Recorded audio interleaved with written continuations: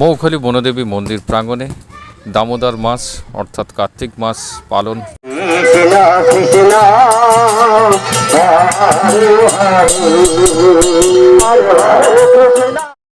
এ যেন এক উৎসবের মেলা, আর ভগবানকে কেন্দ্র করে যে এত সুন্দর উৎসব হতে পারে আজ সেটা নিজে চোখে না দেখলে বিশ্বাস করতে পারতাম না।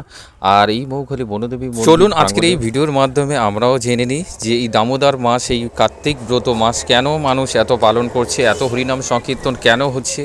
তো ভগবান শ্রীকৃষ্ণের সর্বশ্রেষ্ঠ মাস হলো এই কার্তিক মাস, মাঘ মাস এবং বৈশাখ মাস। এই তিনটি মাস ভগবান শ্রীকৃষ্ণের সর্বশ্রেষ্ঠ পছন্দের মাস, তার মধ্যে সর্বশ্রেষ্ঠ হলো এই কার্তিক মাস। এই কার্তিক মাসে ভগবান শ্রীকৃষ্ণের অনেক লীলা রয়েছে। গিরিগোবর্ধন পর্বতকে চাখিয়ে নিয়েছিল করে আঙুলে এই কার্তিক মাসে। এই কার্তিক মাসে কামনিধন যজ্ঞ হয়েছিল।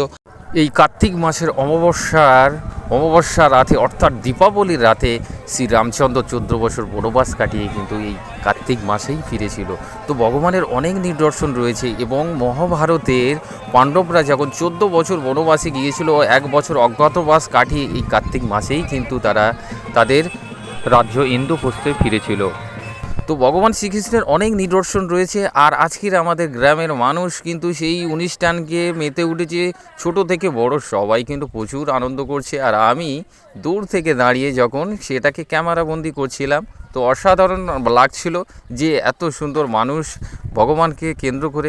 আর এই ভিডিওটা আপনাদের যাদের ভালো লাগবে অবশ্যই শেয়ার করবে, রাধে রাধে বলে, হরে কৃষ্ণ মহাপ্রভুর নামে জয় দিয়ে। আর এই মৌখালী বনদেবী মন্দির প্রাঙ্গণে আপনারা যারা আসতে চান অবশ্যই অনুষ্ঠানের সময় আপনারা চলে আসবেন, আপনারাও প্রচুর আনন্দ পাবেন। দেখবেন যে ভগবানের নামেতে যে এত সুন্দর আনন্দ আছে সেটা আপনারা না এলে আপনারা উপলব্ধি করতে পারবে না।